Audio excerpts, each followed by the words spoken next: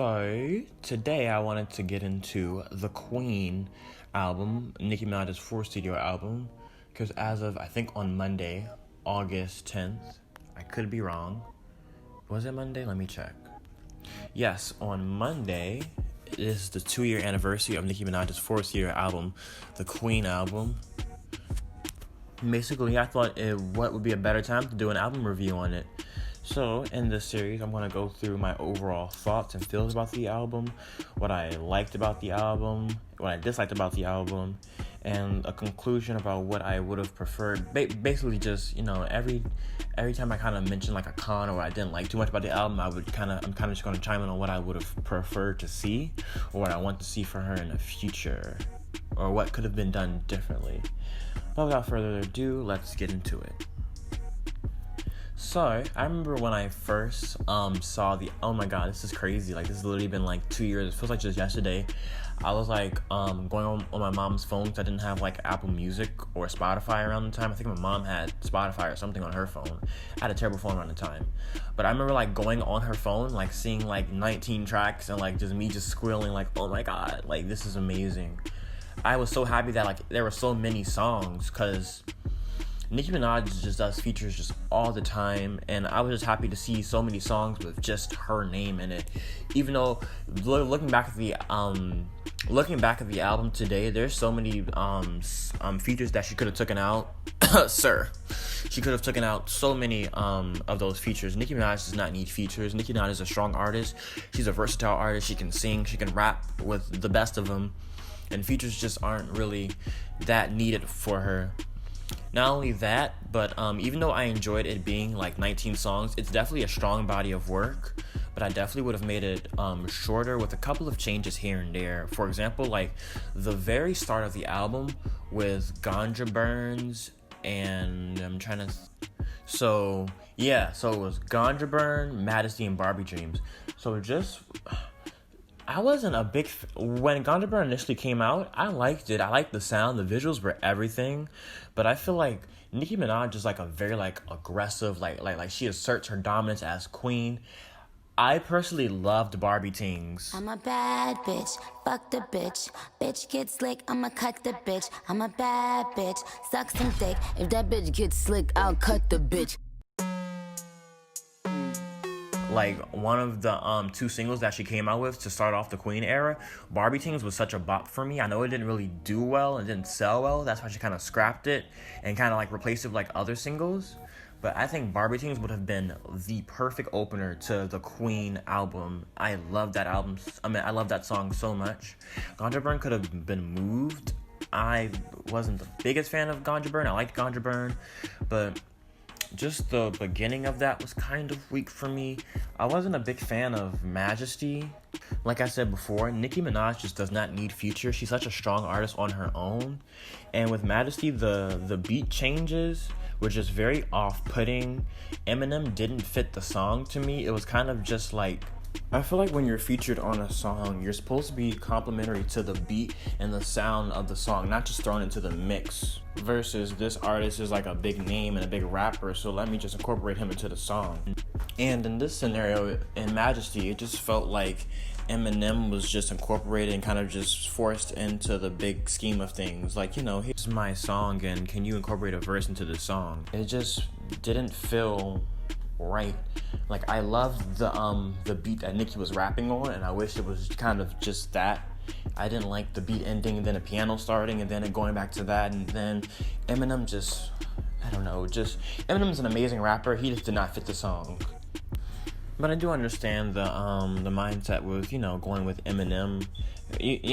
Back to like Pink Friday and Roman's Revenge, which was an iconic moment for rap, especially like with that being her debut album, going toe to toe with like a powerhouse rapper like Eminem, like performing with like one of the best rappers ever on her debut album.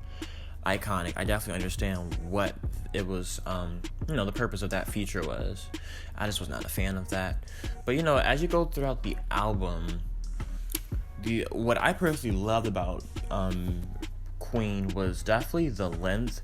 I love the versatility of Nicki Minaj, because she definitely is not doing one thing throughout the entire album, with what you can expect out of her entire discography, with the exception of Roman Reloaded, because, that was kind of just pop, which, was not, and a lot of people were just, that's what the big issue with that album was.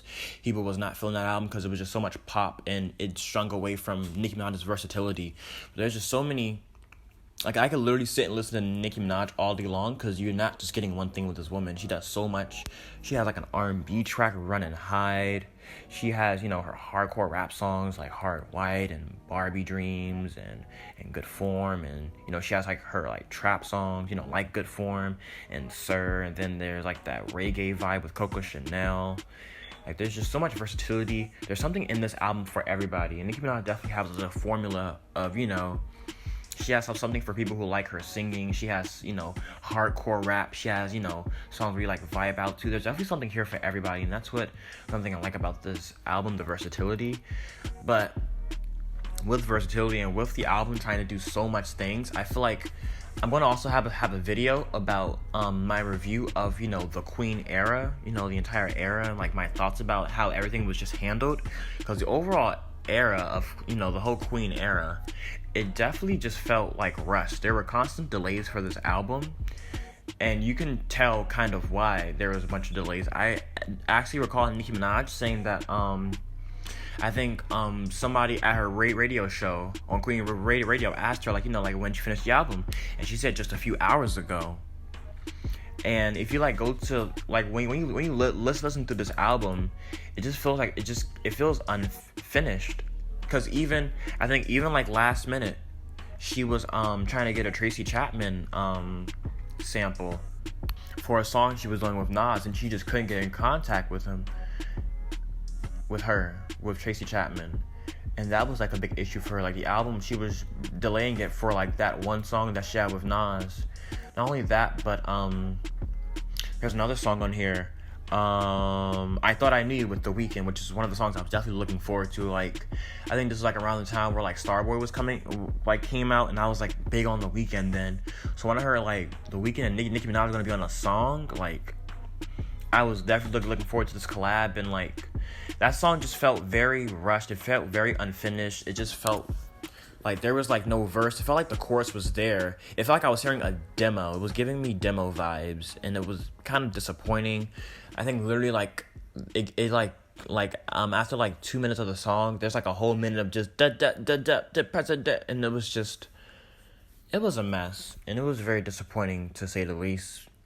That was one of the things that was kind of cut short due to just how rushed everything felt, which was really unfortunate.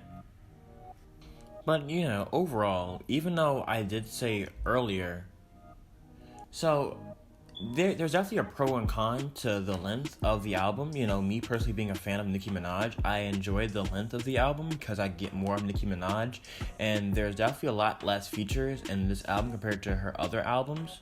I enjoyed that, which is funny because there's a few features in this album compared to her other albums, and the features in this album, with Future, was not needed at all. But I understand why the feature was there, because they had a tour coming up, the Nicki Hendrix tour. So it makes sense for them to formulate a song together. The Thought I Knew You record just felt very incomplete, very underwhelming overall. Rich Sex was fire. Majesty with Labyrinth and Eminem, that felt very no. I was not a fan of that record at all. But I loved all of the just Nicki songs, because Nicki does so many features. Nicki bodies so many people's songs, and it's just I can, if I had $1 for every single time I thought in my head, damn, I wish Nicki Minaj did this whole song. I wish this was more Nicki, or this verse was too short. Oh my gosh. So I definitely enjoy a lot of Nicki. I hope that in her future work, she definitely is more strategic with her features, and she isn't just, she was definitely strategic with these features here. It just didn't work out in her favor. I don't think that these artists were featured for the purpose of the quality of the music. I think they were just kind of featured for, because they were a name, or or, you know, a tour is coming up. But I hope that, you know, people are being featured on these songs due to them actually being able to compliment the song versus like Relations or something. But if I were to give this album a rating, I would give it a 7.5 because, you know, overall it's a good body of work. It's just a few things here and there as far as